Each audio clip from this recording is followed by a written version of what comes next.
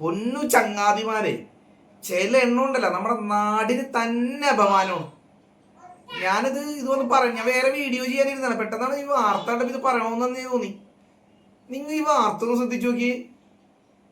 സുധി, രാജ്യത്ത് തന്നെ അപമാനപരമായ സംഭവമാണ് ഇപ്പോൾ ഇൻഡോറിൽ നിന്ന് ഉണ്ടായിരിക്കുന്നത്. ഓസ്ട്രേലിയൻ ക്രിക്കറ്റ് താരങ്ങളായ 2 പേർക്ക് നേരെയാണ് അതിക്രമം ഉണ്ടായത്. അവർ വ്യാഴാഴ്ച രാവിലെ ഭക്ഷണം കഴിച്ച് ഹോട്ടലിലേക്ക് മടങ്ങുമ്പോഴാണ് ഈ സംഭവം. ബൈക്കിൽ എത്തിയ അഖിൽ ഖാൻ എന്ന ആൾ ഇവരെ കടന്നു പിടിക്കുകയായിരുന്നു എന്ന വിവരമാണ് പുറത്തേക്ക് വരുന്നത്. ഇതുമായി ബന്ധപ്പെട്ടുകൊണ്ട് ഓസ്ട്രേലിയൻ ടീമിന്റെ മാനേജർ നൽകിയ പരാതിയിലാണ് ഇപ്പോൾ CCTV ദൃശ്യങ്ങളടക്കം പരിശോധിച്ചുകൊണ്ട് ഇയാളെ അറസ്റ്റ് ചെയ്യുകയും ചെയ്തിരിക്കുന്നത്. അതീവ ഗൗരവമുള്ള വിഷയമായി തന്നെ ഇതിനെ കാണുകയും ചെയ്തു. പ്രത്യേകിച്ച് അതായത് ഈ വനിതാ വേൾഡ് കപ്പ് നടക്കുകയാണല്ലോ നമ്മുടെ ഇന്ത്യയിലും ശ്രീലങ്കയിലായിട്ടാണ് നടക്കുന്നത്. അതായത് പാകിസ്ഥാന്റെ മത്സരങ്ങളൊക്കെ ശ്രീലങ്കയിലായിരുന്നു. അപ്പൊ പാകിസ്ഥാൻ പുറത്താണ്ട് ഇന്ത്യയിലായിരിക്കുള്ളൂ. അതായത് ഓസ്ട്രേലിയൻ വനിതാ താരങ്ങളെ ഇൻഡോറിൽ വെച്ചിട്ട് അവർ കഫേന്ന് ഹോട്ടലിലേക്ക് പോവുമായിരുന്നു. അതായത്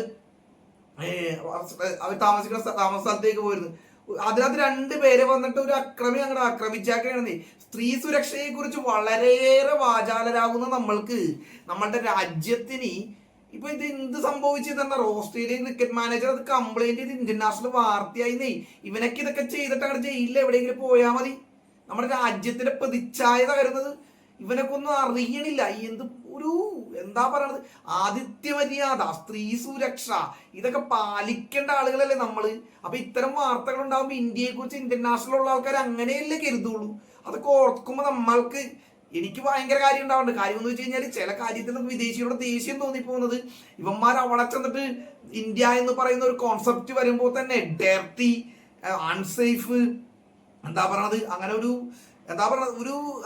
രീതിയിൽ, അതേപോലെ വൃത്തിയില്ലായ്മ, അത് നേരത്തെ പറഞ്ഞ അങ്ങനത്തെ ഒരു കാര്യമൊക്കെയാണ് ഇവര് പലരും കാണിക്കുന്നത്. പക്ഷെ ഇപ്പൊ അത് കുറെ മാറി തുടങ്ങിയിട്ടുണ്ട്. കാരണം എന്ന് വെച്ച് കഴിഞ്ഞാൽ കുറെ വ്ളോഗേഴ്സും അതേപോലെ കുറെ ട്രാവലേഴ്സ് ഒക്കെ ഇവിടെ വന്നിട്ട് ആ വ്ളോഗും സോഷ്യൽ മീഡിയയിലൊക്കെ ചെയ്തിട്ട് യഥാർത്ഥ ഇന്ത്യയുടെ ചിത്രം എന്താണെന്ന് കുറച്ചു പേർക്കെങ്കിലും മനസ്സിലായി തുടങ്ങിയ ഈ ഒരു സമയത്ത് ഇവനെ പോലെയുള്ള ഈ ഒരു സാമൂഹിക വിപത്തുക്കൾ ഇങ്ങനെ വന്ന് ചെയ്യുമ്പോൾ നമ്മുടെ നാടിന് തന്നെയാണ് അപമാനം. ഈ സംഭവം ഞാൻ നിങ്ങളോടൊന്നും പറയില്ലായിരുന്നു. പെട്ടെന്ന് ഈ വാർത്ത കണ്ടപ്പോ ആതിഥ്യ മര്യാദ, അതിഥി ദേവോ ഭവ എന്ന് പറയുന്നതാണ് നമ്മളുടെ സംസ്കാരം. അത് കേരളത്തിൻ്റെതാണോ അല്ലെങ്കിൽ ഇന്ത്യയുടെ മൊത്തമായിട്ടാണോ എന്ന് എനിക്കറിയില്ല.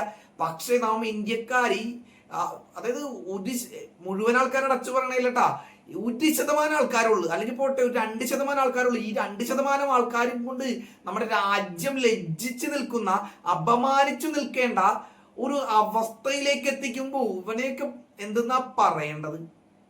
അത് പ്രത്യേകിച്ച് വനിതാ ടീമിനെതിരെ നല്ല ആതിഥ്യ മര്യാദ കാണിച്ച് അവരെ തിരിച്ചുവിടേണ്ട നമ്മളല്ലേ, നമ്മളുടെ ഉത്തരവാദിത്വം, നമ്മളുടെ കടമയല്ലേ ഇത്.